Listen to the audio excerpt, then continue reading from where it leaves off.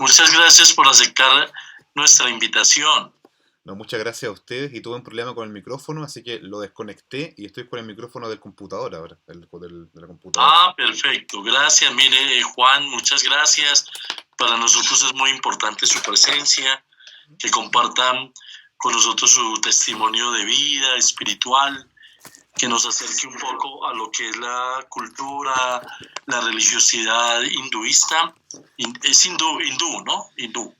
Sí, podemos decir que es una rama del hinduismo, no es hinduismo como tal, Ah, como se conoce, digamos, es, académicamente o socialmente hinduismo. qué bueno. Juan, este es un grupo de 33 estudiantes de la Universidad Javeriana, estudiantes de diferentes carreras, de ingeniería, de medicina, de comunicación, de economía, de diseño, de todas las carreras. Y venimos haciendo un recorrido de las diferentes tradiciones culturales, tanto religiosas como filosóficas. Entonces, para nosotros nos hemos acercado al hinduismo, perdón, al budismo, islamismo, judaísmo, cristianismo, religiones monoteístas, culturas orientales.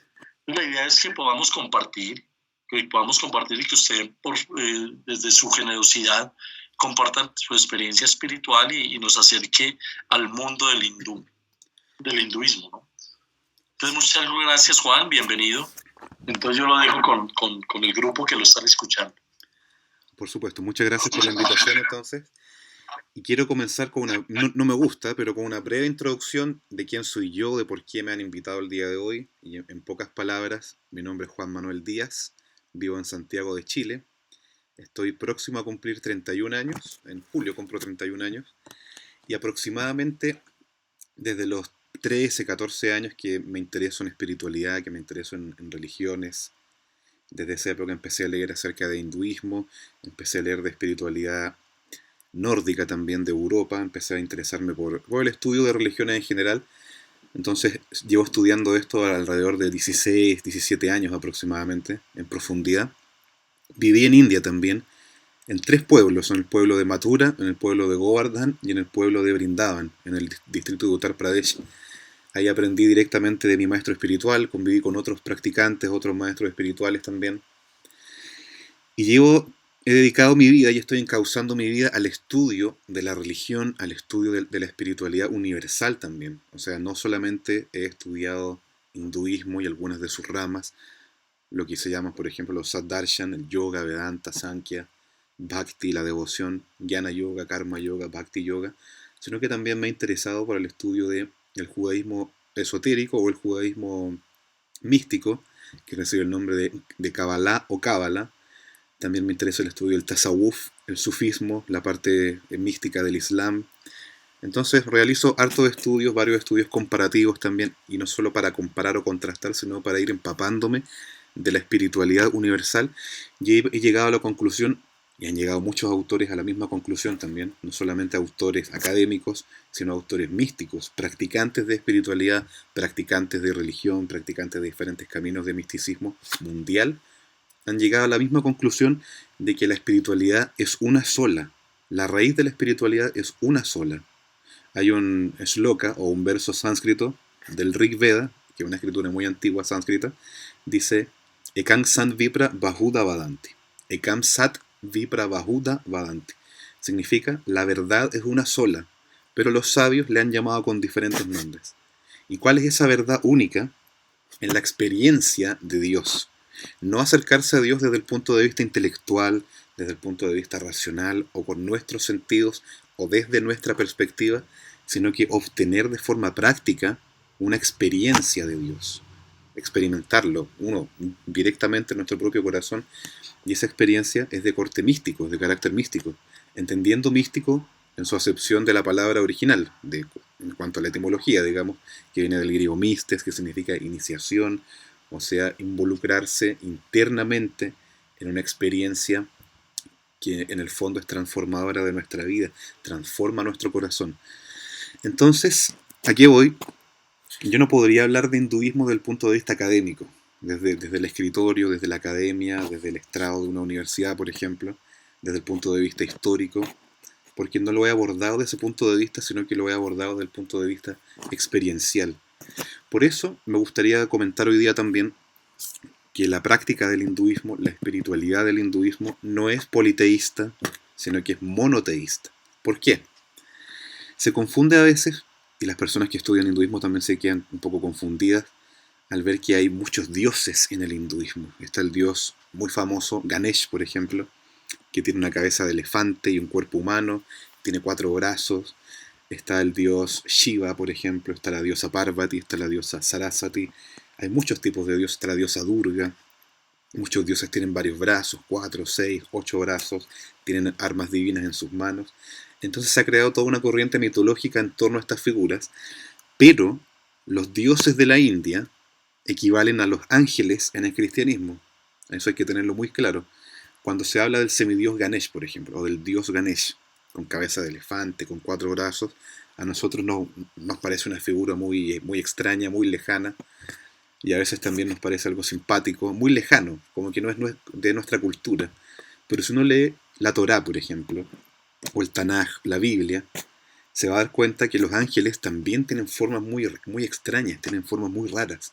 Un pasaje de la visión de Ezequiel en la Biblia, por ejemplo, muestra que los ángeles tienen diferentes tipos de brazos, que se aparecen en una rueda luminosa en el cielo, con diferentes caras incluso, con diferentes rostros, con un número de rostros, con un número de caras. Tienen formas muy extrañas que mezclan también figuras animales con figuras antropomórficas. Entonces no es muy distinto a cómo plantea la espiritualidad la Biblia, a cómo plantea la espiritualidad el Qur'an o el Corán, a cómo plantea la espiritualidad el Bhagavad Gita, que es una escritura sánscrita muy antigua también. La espiritualidad base es la misma.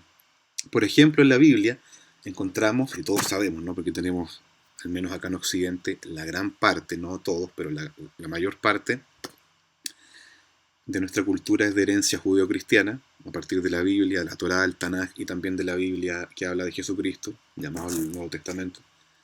Tenemos esa herencia, entonces todos sabemos la historia de Noé, del arca de Noé, que hay una inundación, un diluvio, una gran lluvia, y todo el mundo queda bajo el caudal de agua gigantesco. Entonces Noé tiene que construir una arca mítica con la cual salvar todo, salvar los animales. Y esa historia también está reflejada en los Vedas, las escrituras del hinduismo, que son mucho más antiguas que la Biblia, como canon bíblico me refiero. Está la historia de Matsya Avatar, que se cuenta también básicamente lo mismo, que la historia se vio sometida a un diluvio, a una gran inundación, y solamente pudo salvarlo Dios mismo cuando adquirió una forma de un pez gigantesco, de un pez mítico. Entonces pudo salvar la humanidad, pudo salvar todo, flotando a través de este pez gigante. Nos damos cuenta, ¿cierto? El arca de Noé tuvo que construirla, el arquetipo es el mismo al final. A pesar de que no haya arca en los Vedas, o que no haya pez en la Biblia, la idea primordial de fondo es la misma. Por ejemplo, cuando nace Jesús en el Nuevo Testamento, hay unos personajes llamados Reyes Magos que tienen que seguir una constelación en el cielo y llegan donde ha nacido Jesús, en un establo, una familia de pastores, y le dan una serie de regalos simbólicos también, con una muy fuerte carga simbólica. Y de hecho, antes que nazca Jesús, el gobernador de la ciudad, que era muy malvado, manda a matar a los bebés porque teme que este Jesús le vaya a derrocar su trono. Conocemos la historia de sobra.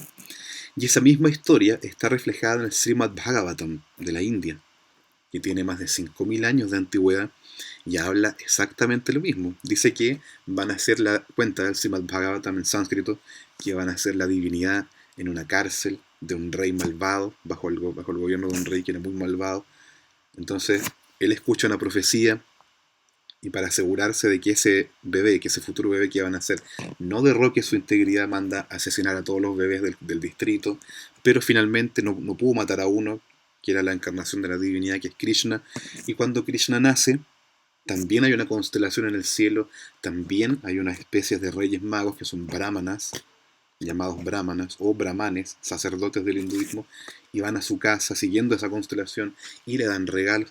Nos damos cuenta que el arquetipo final, o el molde universal, o el molde cósmico, como queramos llamarle, se va repitiendo, el patrón es el mismo. En Egipto también está la historia de Horus, hay muchas historias, muchísimas similitudes, porque la verdad raíz es una sola, y esa verdad hablando de hinduismo, por eso me han invitado el día de hoy, no quiero hablar mucho de judaísmo, de cábala o de tasawuf, de sufismo, de islam, sino que vamos a centrarnos en la mirada del hinduismo. Por eso me han invitado y eso lo agradezco mucho. La mirada del hinduismo, entonces, o lo que conocemos como hinduismo en general, es algo bien inexacto. Ya mencionamos que siempre en Wikipedia, en papers académicos, en revistas, en libros, etc., siempre se menciona el hinduismo como politeísta, pero el hinduismo en realidad no es politeísta, es monoteísta, porque admite solo la presencia de un solo ser superior supremo, de una sola presencia divina, que es Dios. Y ya mencionamos que esos dioses que nos parecen tan raros, tan cómicos a veces o tan extraños, son simplemente expansiones o representaciones en miniatura de este Dios, o emisarios o agentes de Dios.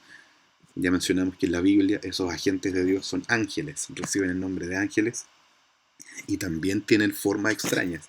Si uno averigua bien, si uno estudia bien la Torá, por ejemplo, con los comentarios de los sabios bíblicos, se va a dar cuenta que estos ángeles también tienen formas que mezclan animalidad con algunos rasgos humanos. Algunos también tienen unos brazos largos, unas espadas que giran, unas espadas de fuego que giran.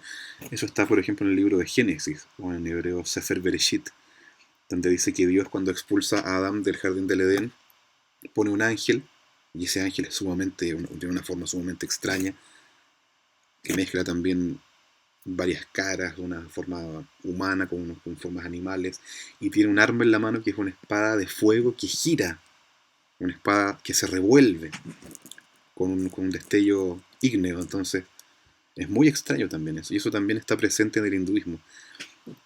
Nosotros, ¿cómo abordamos en la práctica del hinduismo a la divinidad? Mediante una sucesión de prácticas que reciben el nombre de yogas. Yoga es una palabra sánscrita que significa conexión, que viene de la raíz sánscrita yug, que significa conexión, unión, lazo, vínculo. Eso significa en el fondo, todos esos sinónimos. O sea, está siempre la idea de unir. Y de hecho, en español, la palabra religión también da la idea de unir, religare, viene la etimología, de unir, hay una insistencia mencionada por el prefijo re, en volver a ligar, en volver a unir. La meta de la vida es esa religión. La finalidad de la vida humana y de toda forma de vida en general es esa unión con esa presencia suprema, y eso en sánscrito se llama yoga.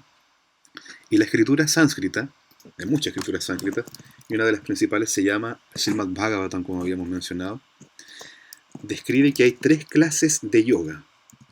Y aquí entramos en un terreno que es bien complejo porque, dado el tiempo limitado que tenemos también, ¿qué es yoga en el fondo?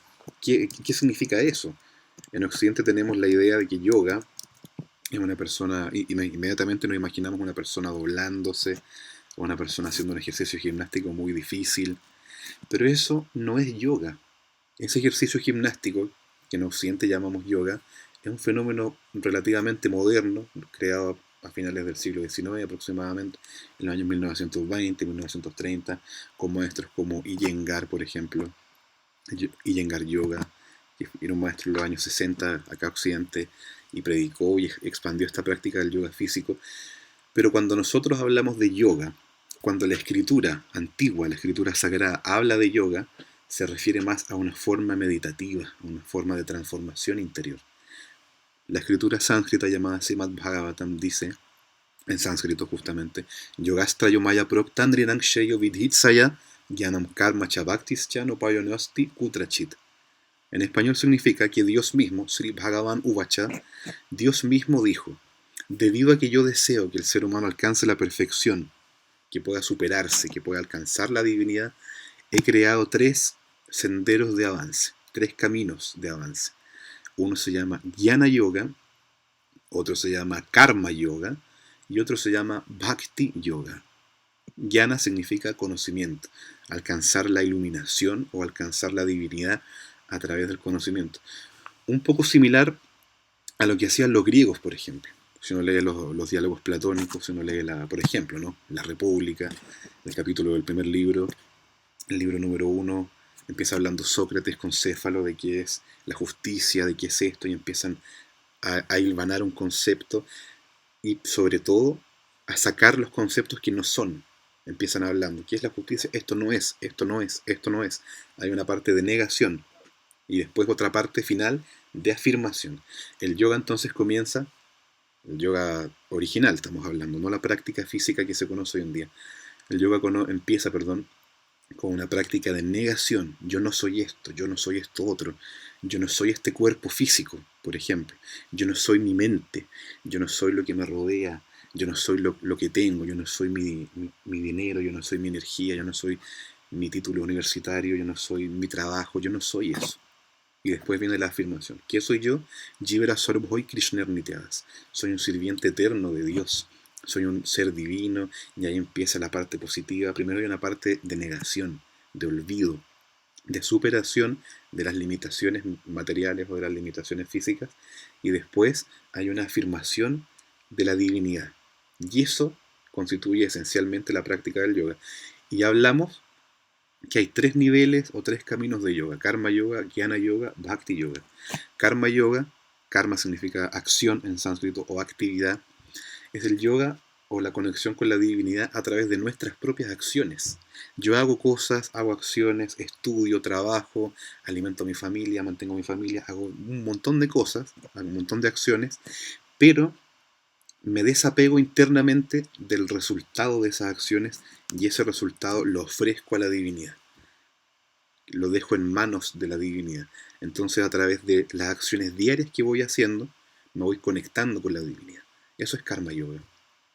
Después viene un escalón superior, jnana yoga, que comentamos hace un momento, que es similar, no es lo mismo, pero es, para que nos hagamos una idea, es similar a lo que hacían los griegos en sus diálogos, cuando se juntaban, cuando se reunían los filósofos y los estudiantes y pretendían llegar a la verdad a través de un conocimiento progresivo, un conocimiento selectivo, discriminatorio. Eso es más o menos, para que se entienda bien en español el concepto, de que eso es jnana yoga, el yoga del conocimiento, el yoga de la iluminación, de llegar a una verdad establecida para poder alcanzar un estado iluminado o un estado de divinidad. De hecho, grandes filósofos antiguos, ya que hablamos de los griegos, como Pitágoras, el mismo Platón, entre otros, eran iniciados en corrientes mistéricas, eran iniciados en corrientes divinas. La filosofía griega originalmente, como los griegos la practicaban, tenía un trasfondo esotérico, tenía un trasfondo filosófico. Cuando Pitágoras, por ejemplo, plantea su teoría de los números, explica todo el universo, toda la creación a través del sistema numeral, a través de la matemática en el fondo, lo que está haciendo, si uno estudia la corriente esotérica ligada a Pitágoras, el pensamiento pitagórico, se va a dar cuenta que lo que Pitágoras en realidad estaba explicando era la divinidad, el universo, estaba explicando a Dios con su postulación, por ejemplo, del tetractis o tetractis, que si no lo conocen lo pueden buscar en Google, tetractis con K y con Y, y que es una sucesión de puntos, comenzando con un punto arriba, después abajo 2 puntos, después 3, hasta formar un triángulo de 10 puntos. Y con ese sistema, Pitágoras quería explicar todo el sistema del cosmos, el sistema del universo, el sistema divino, por ejemplo.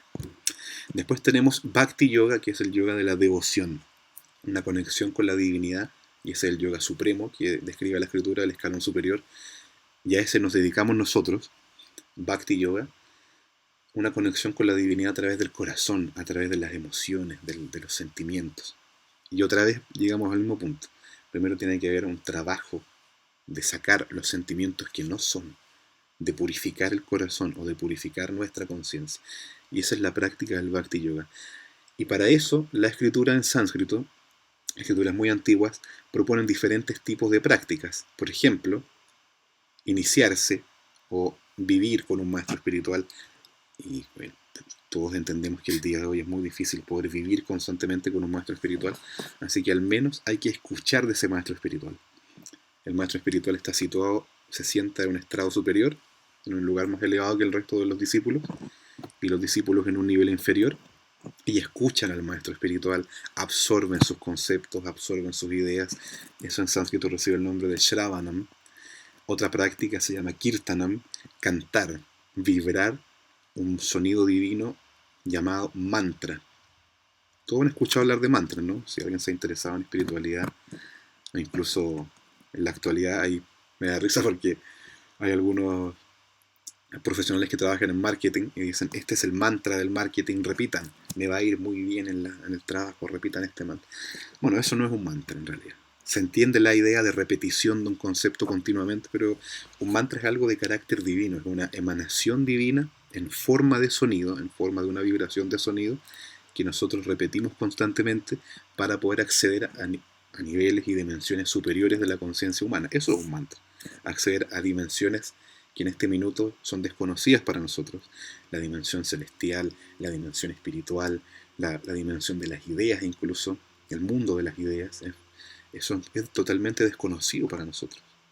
Y volviendo, ya que mencionas un rato Cábala o Kabbalah, si uno estudia se va a dar cuenta que la explicación cabalística del mundo, del misticismo judío, está dividida en mundos o en dimensiones. Está la dimensión física, donde estamos recibiendo ahora, de las cosas tangibles. Está la dimensión de las ideas y los sentimientos. Está la dimensión donde se forma todo esto, todo se crea. Y está la dimensión de donde emana la divinidad, que es muy abstracto. Es un estudio muy impresionante. Y ya que hablamos de Cábala, me gustaría mencionar, conectándolo con otro punto, mencionamos a Pitágoras y su tetractis, que es un sistema, es un triángulo que incluye adentro de forma ordenada 10 puntos, y con eso le explicaba el universo, explicaba a Dios. Y curiosamente, los judíos también, los cabalistas, tienen un sistema de 10 puntos, llamado Etz Haim en hebreo, Etz Haim, o árbol de la vida en español, donde a través de una serie justamente de 10 puntos también explican toda la creación, explican cómo piensa Dios, explican la mente de Dios, explican la naturaleza de las cosas a través de una serie de progresión de mundos o progresión de dimensiones en 10 puntos. Fíjense cómo es muy similar. Y en hinduismo también existe eso, esa explicación de 10 puntos, pero es un poco diferente, se llama Dasavatar, o los 10 avataras, o las 10 encarnaciones de Dios. Y son 10 también, y cada una tiene una característica principal, cada una cumple una función. Es sumamente interesante cómo las diferentes culturas, como ya vimos, llegan igual a la misma verdad raíz, a la misma verdad esencial, pero explicada de diferentes formas, pero es lo mismo. Si uno estudia, se va a dar cuenta que el trasfondo es lo mismo, con otras palabras, obviamente con otros conceptos, pero es básicamente lo mismo. Entonces, volviendo a lo que estaba explicando de yoga, de bhakti yoga en la práctica del hinduismo, vimos que una práctica esencial es shravanam, escuchar de labios de un maestro espiritual el mensaje divino, la vibración divina, hacer que entre por nuestros oídos y que se deposite en nuestro corazón, y en el fondo aspirar a una transformación interna a través de escuchar de labios de un maestro espiritual iluminado. Otra práctica muy importante dentro del bhakti yoga del hinduismo se llama kirtanam, como estábamos viendo, que consiste en la recitación y en la repetición diaria de un mantra. Hay diferentes corrientes, hay diferentes escuelas que proponen diferentes mantras, y en el caso del bhakti yoga, que la escritura dice que es el yoga superior, Jnanam Karma Chabhaktis Chanupayonasti Kutrachit en sánscrito, lo cual no quiere decir que los otros sean peores. No. En el yoga superior, en cuanto hay una mayor expansión interior, solamente se refiere a eso. Eso me gustaría destacar también, bien brevemente, de forma bien concisa, que en hinduismo no hay ese concepto como de discriminación a otras religiones. Incluso dentro del hinduismo tampoco hay ese concepto de discriminación entre yogas. No es porque nosotros practicamos bhakti yoga, vamos a decir que el jnana yoga es inferior, o vamos a rechazar a la gente que practica karma yoga. No. En hinduismo, bien entendido obviamente, no está ese concepto de discriminar, no está ese concepto de apartar, no está ese concepto de segregar. Y de hecho, el hinduismo, filosóficamente hablando, acepta todas las religiones. ¿Por qué no? ¿Qué problema tiene que haber si alguien cree o quiere seguir la senda de Jesucristo, por ejemplo? ¿Qué problema tiene que haber? Si uno estudia las enseñanzas de Jesucristo y las contrasta con las enseñanzas de la escritura védica en sánscrito, las enseñanzas son la misma. Si uno lee la Torá, con otras palabras obviamente se va a explicar, pero la enseñanza raíz va a ser la misma.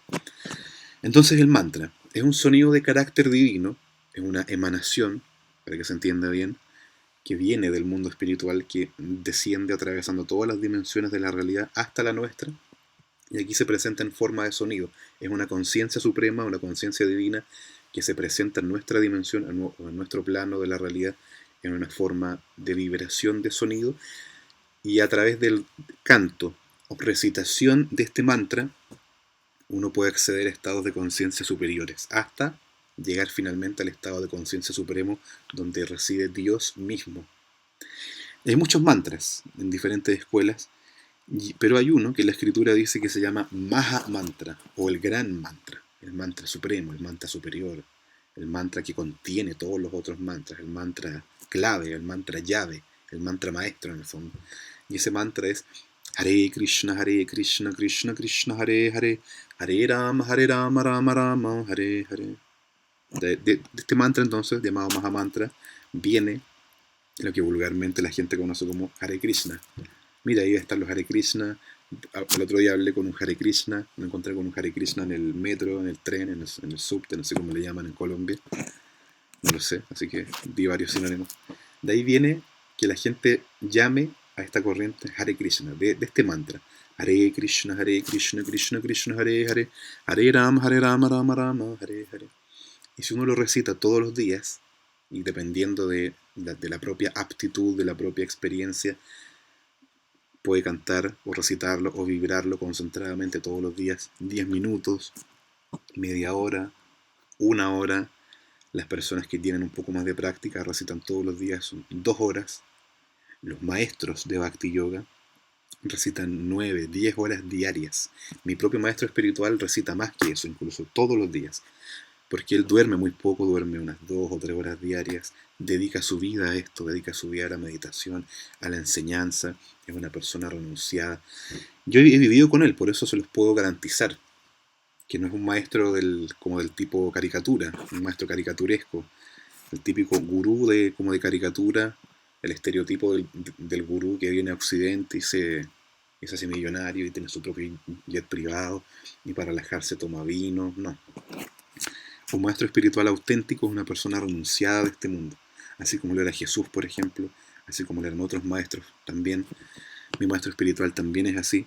Viaja por todo el mundo, pero lo invitan. Él no mantiene posesiones propias, ni aquí, ni en ningún país, ni en la India tampoco, de donde él es originario. Él pertenece a una orden muy antigua que se llama Orden de Sannyas.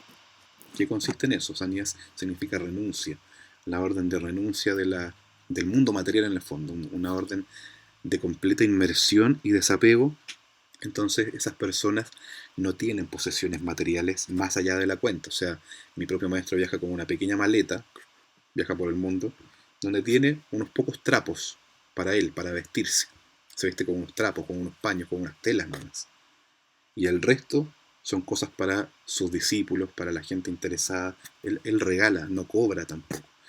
La escritura explica que un maestro espiritual no puede cobrar por enseñar, porque eso contradeciría la espiritualidad en sí misma, porque si somos almas espirituales, que es una de las propuestas principales del hinduismo, para que podamos entender nosotros como personas, que somos almas espirituales, no somos este cuerpo, y no somos esto, y no somos esto otro, entonces cobrar rechazaría y anularía ese sistema, porque la espiritualidad es una necesidad de primera categoría, más que comer, más que el supermercado, más que eso, más que la educación, digamos, tradicional de la escuela, de la universidad, más que eso, es una necesidad de primer orden la espiritualidad, y por lo tanto debe ser gratis, monetariamente, debe estar disponible para todo el mundo, y los maestros espirituales verdaderos sacrifican su vida en pos de la humanidad. Para enseñar esta espiritualidad sacrifican su comodidad, sus posesiones, su vida, todo eso. En el caso de mi maestro espiritual, por ejemplo, estudió más de 40 años con su propio maestro en India, hasta que finalmente recibió la instrucción, la orden de su propio maestro, de convertirse él mismo en maestro y de viajar por el mundo confiando simplemente en Dios, sin dinero, sin nada, confiando simplemente en Dios y enseñándole a la gente este mensaje trascendental.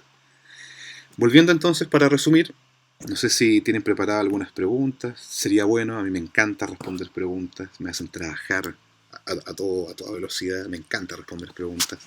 Me dedico a esto también, me dedico a la práctica, manteniendo mi trabajo de forma paralela, porque también tengo familia, tengo 2 hijos, pero me dedico a esto a tiempo completo, Vivo en un templo en Santiago de Chile. De hecho, estoy ahora transmitiendo desde la biblioteca del templo. Vivo en el templo. Me dedico a esto no al nivel del maestro espiritual. De hecho, yo no soy maestro, simplemente soy un alumno, un discípulo, nada más que eso. Entonces, volviendo al tema del hinduismo, el hinduismo propone, en síntesis, hinduismo, estoy hablando en general, no de cada una de las corrientes que la componen, no, en general, a grandes rasgos, propone más que un estudio, un acercamiento superficial a las personas, propone una inmersión, propone una experiencia directa de la divinidad. O sea, en hinduismo no hay lugar para discusiones de tipo si Dios existe o no, porque Dios es una experiencia para nosotros. Experimentamos directamente a la divinidad. Y Dios recibe muchos nombres. En la Torá, por ejemplo, en la tradición bíblica se le llama Adonai, Elohim, españolizado a veces como Yahvé o Jehová, o simplemente Dios. En el Islam, el Corán se le llama Allah, el profeta Mohammed, ellos dicen eso, ¿no? O sea, tienen esa doctrina de la Shahada, de que solo existe Allah y Mohammed o Mahoma, como se le españolizó también su profeta. Recibe diferentes nombres, y en el hinduismo también recibe diferentes nombres. Dentro del hinduismo se le puede llamar Bhagavan, que significa Dios. Allah significa Dios también. Recibe muchos nombres. Govinda recibe también el nombre. Rishikesh recibe el nombre de Janardhan, Padmanabha, Damodar, muchos nombres. Y el nombre que nosotros recitamos constantemente como nuestra práctica espiritual, el nombre que la escritura también dice que es el más dulce, no el mejor, o insisto en ese punto, no el mejor nombre en detrimento de los demás o en desprecio de los demás, no. El nombre en Bhakti Yoga, que es el yoga superior del hinduismo, con el cual uno puede conectarse con Dios de forma íntima, de forma dulce, así como si fuera un amigo, muy íntimo, no con reverencia, no con tanta formalidad, sino que el nombre más dulce, dice la escritura, que puede existir para Dios es Krishna. Y Krishna, en pocas palabras, significa el supremamente atractivo o la persona suprema que atrae a todos por dos razones principales. Primero, porque es muy hermoso, muy bello, tiene una forma muy bella. Pueden buscar en Google Krishna y les va a aparecer una figura de un joven muy, muy lozano, muy hermoso, que tiene una flauta, que está tocando una flauta, que tiene una pluma de pavo real en su cabeza. Dios tiene forma, Dios tiene forma, Dios tiene nombre, Dios hace actividades, Dios tiene preferencias, Dios tiene gustos. Ese es el enfoque del Bhakti Yoga, el enfoque de la práctica del hinduismo. Y se le llama a Dios, al mismo Dios de los cristianos, de los judíos. No hay más de un Dios. Esa creencia de que hay más de un Dios, no sé de dónde habrá salido en realidad. Seguramente de alguien que estudió de forma superficial y dijo, no, los hindúes tienen miles de dioses, son politeístas, estos de acá tienen un solo dios, son monoteístas, e incluso estos de acá tienen una mezcla extraña, se llaman enoteístas y no sé qué más, ¿cierto? No, solo hay un dios. No se puede hablar de religiones politeístas, tradicionales al menos, islam, judaísmo, hinduismo, porque tienen un solo dios. Dios es uno solo, como conciencia suprema, como conciencia divina, como conciencia absoluta, Dios es uno solo. Y recibe esos nombres. Adonai, Elohim, Allah, Yahvé, Krishna. En hinduismo nosotros decimos, porque la escritura en sánscrito dice, solamente que Krishna es el nombre más dulce para la práctica del bhakti, que significa devoción. Entonces, como cultivamos un amor íntimo por Dios, el mejor nombre para practicar, el mejor nombre para llamarlo a Él, es Krishna.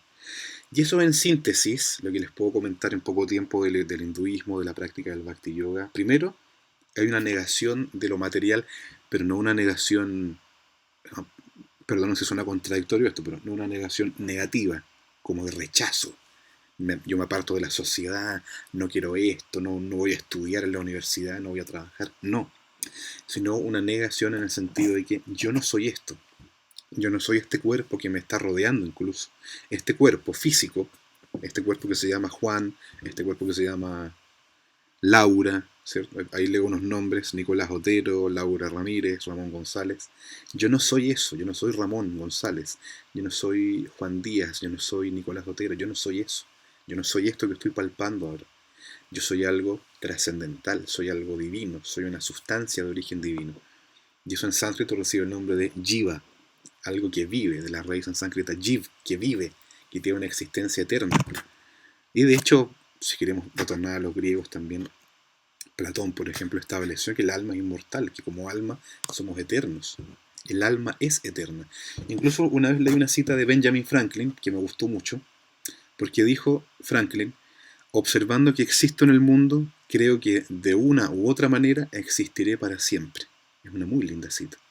Y ahí entramos de lleno al tema del alma, de la reencarnación, de cuando uno puede adoptar diferentes tipos de cuerpos.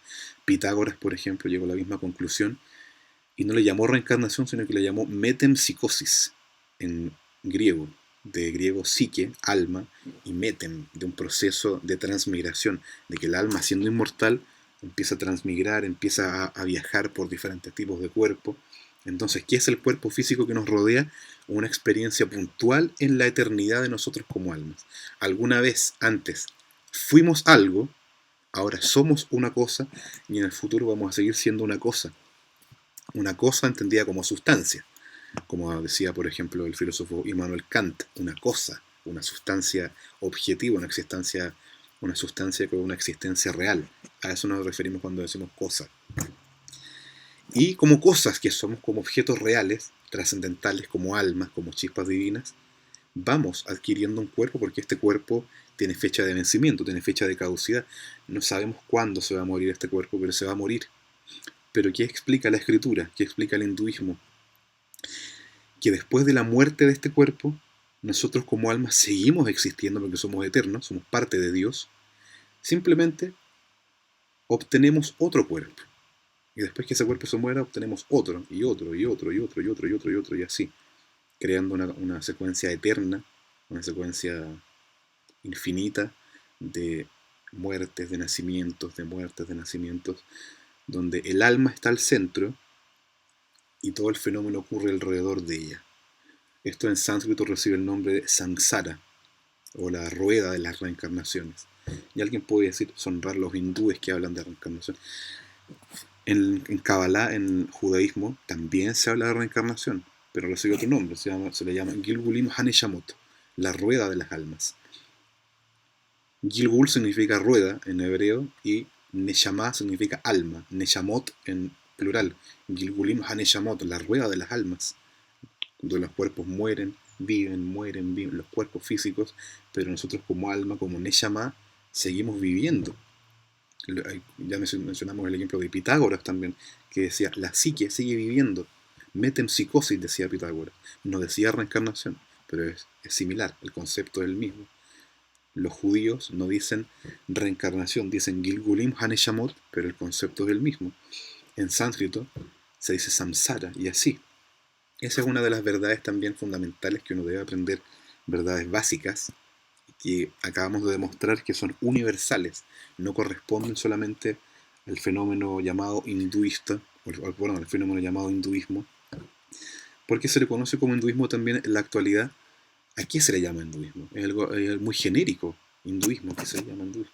Bueno, se le llama hinduismo a la cultura, a la religión, a la espiritualidad que se fue fundando proveniente del Valle del Indo, en lo que hoy conocemos como India y otras regiones también, que tiene muchas culturas, que tiene muchos idiomas también. Solo en India, si no me equivoco, ese dato no lo tengo fresco en mi mente ahora, pero creo que habían 22 idiomas oficiales, imagínense, 22.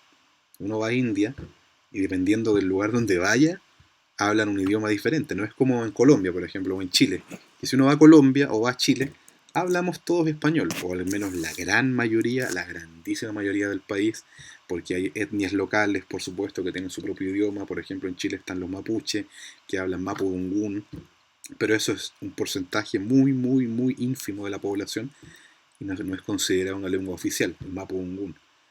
En cambio, uno va a India y dependiendo del lugar donde vaya, del estado donde vaya, de la región del estado donde vaya y del pueblo donde vaya, hay un idioma diferente. Y por lo tanto tienen una cultura diferente, una religión diferente. Entonces, el hinduismo como tal, de forma genérica, es prácticamente inabordable, porque uno tendría, ¿cierto?, que crear una especie de comité con, no sé, cientos de personas que estudien cada pueblo, cada cultura, cada localidad y cada nombre que le dan a Dios en esa cultura, y cómo ven el tema de los dioses, cómo ven el tema de la reencarnación, cómo ven el tema del alma, y un montón de conceptos. Entonces el hinduismo como tal es un poco inabarcable y es bastante inexacto también. Pero yo espero el día de hoy haberles presentado de forma muy concisas, por supuesto, de forma muy resumida, algunos puntos esenciales, generales, universales, de qué es el hinduismo. Primero, entonces, tenemos el concepto de espíritu versus materia, o espíritu en contra de la materia, espíritu en contraste con la materia. La primera tarea del hinduismo, y de hecho ya demostramos que de todas las religiones y de todas las espiritualidades, pero centrémonos en hinduismo, es el contraste del espíritu o de la existencia divina en contraste con la materia. Uno debe discernir, uno debe aprender primero qué es la materia y qué es el espíritu. Y a partir de eso, uno se da cuenta, es el segundo nivel de estudio, que uno es un alma espiritual, una chispa de conciencia divina, llamado en sánscrito, como ya vimos, jiva, llamado en hebreo neshama, etc. Entonces, a partir de ahí, viene la existencia de un alma suprema. Nosotros somos almas en miniatura, para que se entienda bien, y existe un alma suprema que es Dios, llamado, como ya vimos, Krishna, Govinda, Damodar, Elohim, Adonai, Allah, Yahvé, etc. En el hinduismo el nombre principal es Krishna, ya explicamos por qué. Y entonces, si existe un alma suprema, y existo yo como alma inferior, y en este minuto se explica, y este es un tema complejo, así que lo voy a mencionar muy someramente, se explica que estamos como un poco alejados de Dios y hay que conectarnos con Él, y ese proceso se llama religión en español, religare, insistir o reforzar esa conexión, ¿cierto? Y en sánscrito se llama yoga. Tengo que practicar un yoga para poder conectarme con Dios y por fin darle ese sentido a mi vida que siempre estaba buscando, pero que antes lo estaba buscando en el cine, antes lo estaba buscando en la pizza, en comer pizza, antes lo estaba buscando en las drogas, en la marihuana, en el LSD, antes lo estaba buscando en ver teleseries, en ver telenovelas, antes lo estaba buscando en todos los placeres mundanos, digamos, que no son malos per se, no son malos per se los placeres mundanos, sino que, ¿cuál es el punto? El núcleo del asunto. Estamos buscando una felicidad sin espiritualidad y la estamos buscando en placeres que son temporales, en el sexo, en esto y en esto otro. Pero en realidad la escritura dice que la verdadera felicidad, la felicidad permanente, o el estado de felicidad que realmente nosotros somos como almas, como individuos espirituales, solamente uno puede gozarlo, puede experimentarlo en conexión o en yoga con este ser superior, llamado Krishna, llamado Dios. Y esa es la práctica del Bhakti Yoga, del hinduismo, y ya mencionamos que una de las prácticas centrales es escuchar de labios del maestro espiritual esta vibración divina. Otra práctica es recitar constantemente un mantra o una oración de una fórmula de carácter divino. Otra práctica también consiste en el estudio, etc. Y así hay muchos tipos de prácticas. Hay 64 prácticas en total que describe la escritura. Así que, ¿qué más les puedo comentar? Yo les podría hablar toda la tarde, pero mi tiempo lamentablemente un poco corto, un poco acotado. Me gustaría saber si Juan David, que fue la persona que me invitó a esta asamblea, tiene algo más para decir, hay preguntas, cuéntenme. Estoy a su plena disposición. Muchas gracias, David. ¿Alguna pregunta para David, que generosamente ha compartido? Dale. Yo tengo una. ¿Qué pasa después de la muerte? Esa pregunta es para mí, ¿cierto? Sí, claro. Sí. En el hinduismo. Qué pena. Espérame, déjame preguntarle primero a quería preguntarte, o sea, nos pregunta Luisa Fernanda, que está desde mi grupo, que ¿quién puede ser un hindú? Ya, vamos a partir con creo que fue Paula, ¿no? Que preguntó qué es la muerte, o qué pasa después de la muerte, creo que preguntó. Y la escritura en el hinduismo explica que la muerte es un fenómeno, como cualquier otro fenómeno, como despertarnos en la mañana, como ir al baño, como ingerir el desayunar, es un fenómeno como almorzar. No es algo, digamos, algo puntual, algo tan terrible. Nos parece terrible ahora, porque tenemos una perspectiva de la vida que es material, estamos anclados, digamos, completamente anclados en la materia. Entonces, por esa razón, la muerte nos parece terrible, nos parece despreciable, pero el hinduismo enseña que la muerte es una de las cosas más de la vida. La muerte es un fenómeno. La muerte se experimenta cada rato. Ahora mismo, por ejemplo, tenemos células que están muriendo, hay otras células que están naciendo. De la misma forma explica el hinduismo, cuando este cuerpo muera, nosotros como almas seguimos viviendo porque somos eternos. Simplemente adquirimos otro tipo de cuerpo. Entonces, el fenómeno de la muerte en el hinduismo es algo de lo más natural. No es un tabú, no tiene que ser visto de forma negativa, no es malo. Obviamente nos produce dolor. Cuando muere un ser querido, obviamente hay dolor. Pero ¿por qué está ese dolor? ¿Por qué no experimentamos el mismo dolor cuando que nos quiebra una taza, por ejemplo, o un vaso? ¿Por qué no es el mismo dolor? Si se murió también, la materia queda ahí inerte. ¿Por qué nos causa tanto dolor el fenómeno de la muerte? Porque ese es un ser vivo, ese es un alma. Inconscientemente, explica el hinduismo, sabemos que la persona se ha ido, que la persona contenida dentro del cuerpo se ha ido. De hecho, es común escuchar, cuando, no sé, pues fallece mi abuela, algún familiar, se fue mi abuela. Está ahí, uno está viendo el cadáver, el cuerpo, ¿cierto?, de nuestro familiar, lo estamos viendo, lo podemos tocar, está inerte, etc. Pero igual inconscientemente, aunque no practiquemos ninguna religión, ninguna espiritualidad, sabemos inconscientemente, mi abuela se fue. Inconscientemente tenemos ese concepto arraigado en nosotros. Entonces la muerte en el hinduismo es explicada y entendida como algo natural. Y de hecho, la iniciación a los misterios, la iniciación mística, la iniciación a la práctica espiritual, también es una especie de muerte, en el sentido positivo, porque como los conceptos antiguos se van desvaneciendo y vamos aprendiendo nuevos conceptos del tipo espiritual y ocurre una transformación.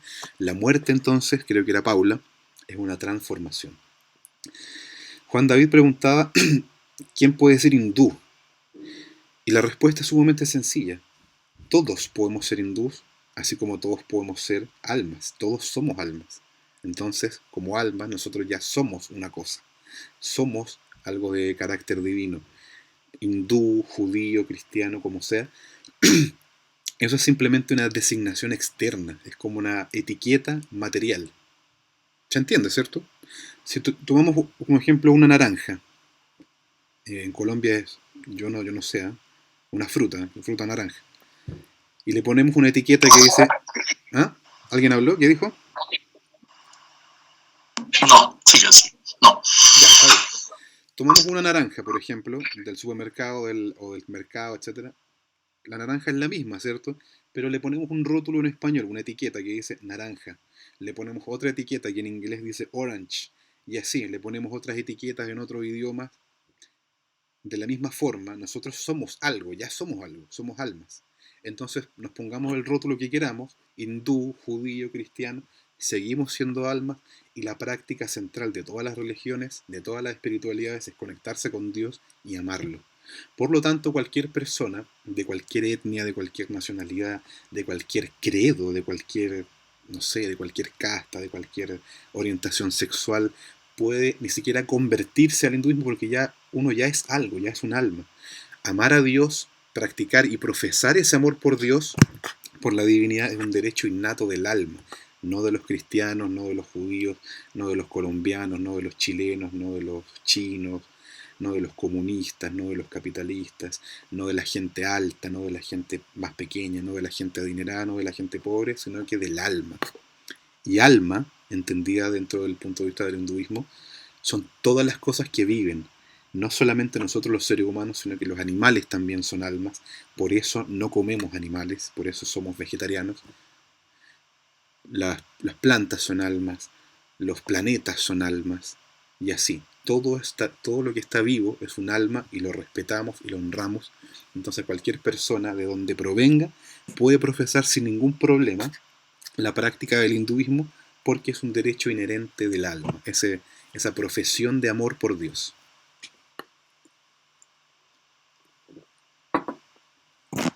Espero que se hayan entendido. Al ¿Alguna otra pregunta? Sí, acá pues me pregunto de cuáles son las marcas que tienen la frente de los hindúes. Es una pregunta muy interesante esa. Cada escuela de la India, de diferentes ramas del hinduismo, tiene una marca diferente. Esa marca en sánscrito se llama tilak. ¿Y para qué sirve el tilak? Para consagrar el cuerpo.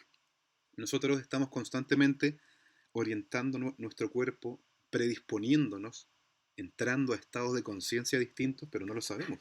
Por ejemplo, cuando nos casamos, cuando hay un matrimonio, ¿nos consagramos o no? Por supuesto que nos consagramos. Nosotros nos vestimos de una forma particular, nos ponemos un traje muy elegante, el novio, la novia también, sobre todo la novia que en accidente, ¿cierto? Un traje blanco o de color que sea, gigante, que cae hasta el suelo y alguien lo lleva por detrás y armamos un escenario y hacemos todo un ritual, nos consagramos para ello. Cuando nos graduamos de la universidad nos ponemos un traje especial, ¿cierto? Hay una ceremonia, nos consagramos para ello. Cuando tenemos una audiencia en algún tribunal, uno no puede ir cuando como se levanta el día domingo a la hora que sea, por el día domingo o el día libre. No puede ir con la misma ropa, no puede ir con pijama a un tribunal. Tiene que ir bien arreglado, tiene que ir con corbata, con camisa, tiene que consagrarse adecuadamente para eso. Entonces esta marca de tilak, llamada tilak, que nos ponemos en la frente y en otras partes del cuerpo también, son 12 partes en total, sirven para consagrar el cuerpo y predisponerlo a la práctica espiritual, de forma consciente, de forma inconsciente. La escritura dice Harimandira Lakshanam en sánscrito. A través de marcar el cuerpo con estas marcas sagradas, nos predisponemos tanto mental como psicológica, como física, como emocionalmente a una práctica de calidad, a una práctica espiritual. Estamos entrando en un estado de meditación. Marcar el cuerpo con estos signos divinos es una práctica de meditación que nos hace entrar en un estado especial, o al menos nos predispone para practicar espiritualidad.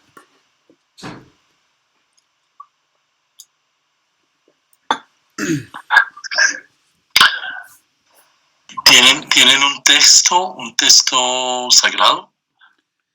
Sí, nosotros tenemos varios textos en el hinduismo que son muy antiguos, a pesar de que los académicos tienen algunas objeciones o tienen algunas opiniones diferentes. Algunos académicos dicen no, tienen una antigüedad de 5.000 años, y otros académicos dirán no, tienen una antigüedad de 3.000 años, otros dirán no, tienen una antigüedad de 8.000, pero no importa, eso no importa, porque el contenido del texto sagrado es esencialmente eterno y aplicable en el pasado, en el presente y en el futuro. Y tenemos varias escrituras o textos sagrados. Una de ellas, de los más principales, es el Bhagavad Gita. El Bhagavad Gita, que cuenta la historia de una guerra de un guerrero llamado Arjuna y Krishna. De hecho, como ya hablamos hace un rato, que Krishna es Dios, el nombre de Dios. Krishna maneja un carro de guerra del guerrero, del soldado Arjuna, y hay toda una historia de fondo. Y en medio de una guerra, Dios mismo instruye a su discípulo en espiritualidad, en el contexto de una guerra, dándonos a entender que la espiritualidad es apta para todo momento, no solamente cuando uno va a la iglesia o al templo o a la mezquita o a la sinagoga, sino una práctica cotidiana, una práctica que uno debe absorberse todo el día, todos los días. El Bhagavad Gita entonces es una escritura en sánscrito de miles de años de antigüedad. También tenemos otra escritura llamada Srimad Bhagavatam, también en sánscrito, también de miles de años de antigüedad. Están los Puranas, por ejemplo, que son escrituras también en sánscrito, también de miles de años de antigüedad. Pero les podría mencionar esas dos, principalmente. El Bhagavad Gita, que es una escritura en sánscrito, y el Srimad Bhagavatam, que también es una escritura en sánscrito, de miles de años de antigüedad. Y ahí en esas escrituras está condensado, resumido y explicado todos los procesos, todos los métodos, todas las técnicas, todas las meditaciones. Hay historias divinas también que uno puede aprender y que todo está orientado a provocar una transformación interior para orientarnos hacia la divinidad. Yo tengo una pregunta. Dale, Marco. ¿Aló? Sí, Sí, Marco. Lo que pasa es que quería saber si en el hinduismo, al igual que en otras religiones, hay lugares que para los devotos se les considera sagrados. Pero Sí. o sea, lugares del mundo. O sea, como por ejemplo la Meca, Jerusalén. ¿Sí me entiendes? Sí, entendí perfecto, por supuesto que sí.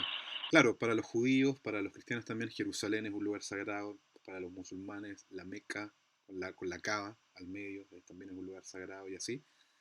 Y para los hinduistas o las personas que practican el hinduismo también, casi toda la India sería un lugar sagrado, pero hay regiones puntuales. Hay regiones puntuales que son sagradas para la práctica del hinduismo. Por ejemplo, no sé si han escuchado hablar de una ciudad llamada Benares o Varanasi, es un lugar sagrado para algunos hinduistas. Sin embargo, los lugares sagrados por excelencia en el hinduismo son dos. Una región de India llamada Vrindavan, donde se cuenta que hace miles de años Krishna mismo vino y ejecutó sus actividades. Krishna vivió ahí en esa región. De hecho, algunos escritores, algunos autores, algunos religiosos que no son hinduistas, todos coinciden en que Krishna fue el profeta más antiguo de la humanidad. Y Krishna vivió en este pequeño pueblo de India llamado Vrindavan. Por lo tanto, este pueblito llamado Vrindavan, en el distrito de Uttar Pradesh, en India, yo viví en ese pueblo, de hecho, un tiempo, es considerado muy sagrado para los hindúes. Y otro pueblo, otro lugar muy sagrado que queda más lejos, Vrindavan queda relativamente cerca de Nueva Delhi, queda a unas 4 o 5 horas de Nueva Delhi. Y otro lugar sagrado se llama Navadvip, en India, en la región de Bengal o Bengala, y ese queda como a 4 horas de Calcuta más o menos, y ese otro lugar considerado extremadamente sagrado porque hace 500 años ahí vivió un santo bengalí llamado Chaitanya Mahaprabhu, que fue un santo tan importante para nosotros que el hinduismo lo considera una encarnación directa de Dios. Entonces, como resumen, Marco, dos lugares sagrados muy prominentes en India, un pueblito llamado Vrindavan y otro lugar llamado Navadvip. Son los lugares sagrados por excelencia. Hay más. Listo, gracias.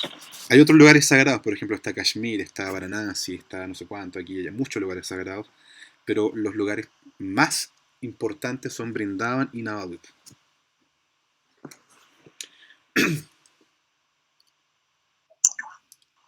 Bueno, no sé si hay alguna otra pregunta.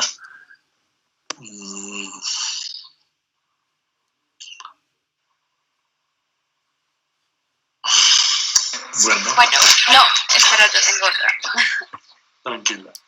Es que, bueno, tú al principio dijiste que tenían solo un Dios, pero ¿quién es ese Dios? O sea, ¿en qué está representado? Y también, ¿cómo ven el mal? O sea, para ustedes, ¿quién es el? O sea, para nosotros es el diablo, ¿quién es para ustedes el mal? Dios, creo que lo mencionamos, pero claro, de forma un poco superficial. La escritura sánscrita le llama a Dios, le da el nombre de Krishna. Krishna es Dios en el marco del hinduismo. Krishna es Dios y Krishna tiene un nombre, Krishna. Krishna tiene una forma de un joven con una piel que se le representa como azul, pero no es así, no es azul. Es como un moreno, es como negruzco, como una persona negruzca. Dios tiene como tiene una forma, tiene atributos, tiene cualidades, tiene actividades. Ese es Dios dentro del marco del hinduismo, Krishna. Y Krishna, si ustedes ponen en Google, por ejemplo, Krishna, así como suena, Krishna, Krishna, les va a aparecer fotos, les va a aparecer, me refiero a fotos, dibujos, pinturas, de representaciones de Krishna. Entonces, de esa forma se representa a Krishna. Hay deidades de Krishna que nosotros adoramos en el altar también. De esa forma tenemos un contacto personal con él. Krishna entonces es Dios y Krishna tiene una forma, tiene un nombre, tiene cualidades y tiene atributos. La escritura sánscrita Srimad Bhagavatam explica, no voy a mencionar el sánscrito, sino el español, solamente la explicación en español, que el entendimiento de Dios tiene 3 niveles o 3 etapas. El primer nivel de entendimiento se llama Brahman y es como la mayoría de la gente entiende a Dios, simplemente como una presencia, sin forma, sin nombre, como una luz nomás, ¿cierto? En pocas palabras. El segundo nivel de entendimiento se llama Param Atma, o alma suprema, el entendimiento de Dios como que está presente en todos los corazones de todos los seres vivos, el Dios dentro del corazón. Y el tercer nivel de entendimiento se llama Bhagavan, que es Dios de forma personal, como ya explicamos, con nombre, con atributos, con esto otro. Una figura de Dios personal, que uno puede ver, con la que uno puede interactuar, con la que uno puede tener una relación. Eso es Dios en el mismo, Krishna. Y respecto al tema del mal, usted menciona dos conceptos que son diferentes. Por un lado menciona cómo abordamos el problema del mal, y por otro lado, el tema del diablo. Esas son dos cosas diferentes que las vamos a explicar bien breve. Por un lado, la escritura explica que el bien y el mal se dividen en dos cosas. ¿Qué es el bien o qué es bueno? Acercarse a Dios, a Krishna. ¿Qué es malo? Alejarse de Dios, alejarse de Krishna. No hay más conceptos de maldad o de bondad. Las personas cometen lo que conocemos como malas acciones porque estamos alejados de Dios. Nada más que eso. Nada más que eso. Cuando una persona se acerca a Dios, a Krishna, naturalmente su conciencia se va a transformar y va a dejar de cometer lo que nosotros llamamos malas acciones o malas actividades. Simplemente el mal proviene porque estamos alejados de Dios. Entonces la escritura sánscrita dice, ¿qué es el bien? Acercarse a Dios. ¿Qué es el mal? Alejarse de Dios. Todo en hinduismo, todo es siempre centrado en la devoción a Dios. Todo es una palabra nueva que vamos a inventar recién, pero para que se entienda el concepto, todo es como teocéntrico. Todo gira en torno a Dios. No hay algo separado de Dios. Respecto al tema del diablo que usted menciona, diablo viene del griego diabolos, que significa calumniador. Y esa figura de algo que calumnia, de algo que miente, en hebreo se dice, en árabe, por ejemplo, shaitán, que de ahí deriva el español satán o satanás, o del hebreo también, shaitán también se dice en hebreo el tema del adversario, el tema de una fuerza oscura que siempre está como induciéndonos al mal, o sea, a alejarnos de Dios. En español, diablo, diabolos, shaitán, satán, satanás, una figura o una fuerza oscura, maligna. Pero en el hinduismo no se propone una figura personalizada de ese diablo, sino que simplemente se explica que ese diablo está dentro de nosotros, en nuestro corazón, y se llama ego.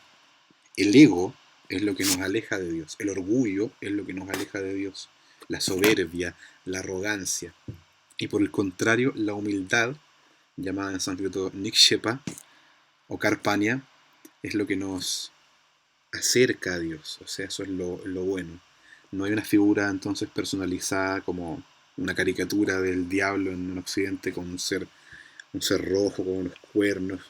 No hay una figura personalizada del diablo porque, como ya explicamos, es una tendencia que está en el corazón, una tendencia interna, que no viene de afuera, que viene del ego, algo que todos tenemos en nuestro interior y que en la práctica del hinduismo, ese ego queremos purificarlo, queremos enderezarlo, queremos llevarlo de vuelta a la luz de Dios, ese ego. O sea, salir de la arrogancia, salir de la soberbia, ¿sí? Y por el contrario, ser humildes. Entonces la figura del diablo no es un Dios poderoso que nos manipula, sino que es simplemente algo que está dentro de nosotros, que sí nos manipula, que sí nos miente. Por eso se llama diablo como calumniador, diabolos, un mentiroso que tenemos dentro, una energía que nos miente constantemente, que nos dice, no, ¿para qué acercarse a Dios? ¿Para qué acercarse a la espiritualidad? Mejor hagamos esto otro, Dios no existe, la espiritualidad es una porquería, etc. Por eso se le da el nombre de diabolos o de diablo, porque calumnia todo el día.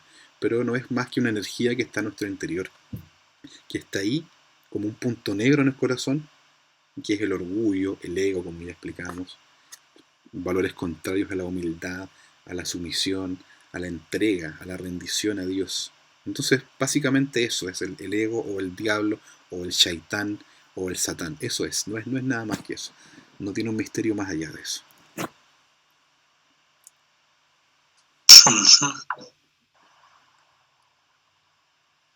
Qué interesante, muy, muy, muy interesante el acercarnos a su estilo de vida. Me llamó mucho la atención al principio que yo también estoy de acuerdo. No es una clase académica, sino que es compartir precisamente la vivencia. Y de eso se trata inclusive esta clase, ¿no? El conocimiento y el aprendizaje se adquiere a través del testimonio que usted nos acaba de compartir. Para nosotros, inclusive estamos en un ambiente académico, pero yo creo que nos deja más enseñanzas.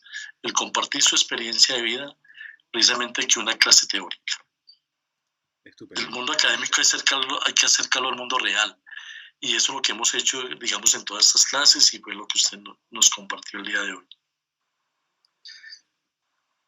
Bueno, si nos remitimos de hecho a los inicios de la academia, con Platón, por ejemplo, era un lugar donde se compartía, no era un lugar de un conocimiento seco o árido. Esa es la academia griega. ¿Está vinculado a alguna universidad en Chile? Perdón, no entendí la última pregunta, ¿me la puedes repetir? ¿Está vinculado a alguna universidad en Chile o no? No, la verdad es que no. De hecho, alguna vez hemos dado conferencias en universidades, pero no estamos vinculados a ninguna universidad. A ninguna. Esperamos que un día de esto nos pueda acompañar acá en Colombia. Bueno, Tenemos mucho contacto nosotros, la Universidad Javeriana, con la Universidad Católica de Chile. Muchísimos contactos tenemos y hacemos mucho intercambio con ellos. mire, nosotros, no como institución, porque tampoco somos una institución, sino que somos una organización espiritual, de donde nos inviten, nosotros vamos, donde nos invitan a hablar o a compartir, como es usted, no a hablar como con una postura de imponer o de enseñar, sino simplemente a reunirnos, a compartir. De donde nos inviten, nosotros vamos a compartir. Así que si usted tiene contactos, si usted nos propone algo más, estamos 100% abiertos a compartir con todo tipo de personas. Muchas gracias, David. Yo acá quedo con su correo electrónico y entonces me estaré comunicando. Y bueno, en nombre del grupo coordinador, también del grupo de la Universidad Javeriana acá en Colombia, pues le damos los más sinceros agradecimientos por compartir este espacio y esta vida ejemplarizante, digamos, para todos nosotros. Bueno, muchas gracias. No sé el grupo si quiere despedirnos, el grupo coordinador Juan David, darle las gracias a David. Sí, claro. Por parte mía y de mi grupo, quiero darles muchísimas gracias por hacer parte de este encuentro, por aportarnos. Muchas gracias a ustedes por la invitación. Muchas gracias. Fue realmente muy, muy motivador. Gracias. Yo le voy a escribir un correíto para que tenga mi contacto, David, acá en Colombia, y bueno, y esperamos encontrarnos muy pronto. Bueno, estupendo. Quedamos a su completa disposición. Fue un verdadero agrado compartir con ustedes el día de hoy. Muchas gracias, David. Gracias a usted por todo. Que esté muy bien. Gracias. Nos vemos. Un saludo. Gracias. Hasta luego. Gracias. Bueno, yo quiero felicitar al grupo. Bueno, Juan David, ¿cómo establecieron este contacto? No, pues fue buscando como en diferentes páginas de internet. Entonces, como en unas páginas y me aparecen como unos contactos de unos países y me apareció el número de contacto de los que estaban en Chile. Entonces, ahí le escribí y me respondió. Interesante, Juan David, me parece muy pertinente porque la experiencia que hemos tenido acá con los representantes hindúes,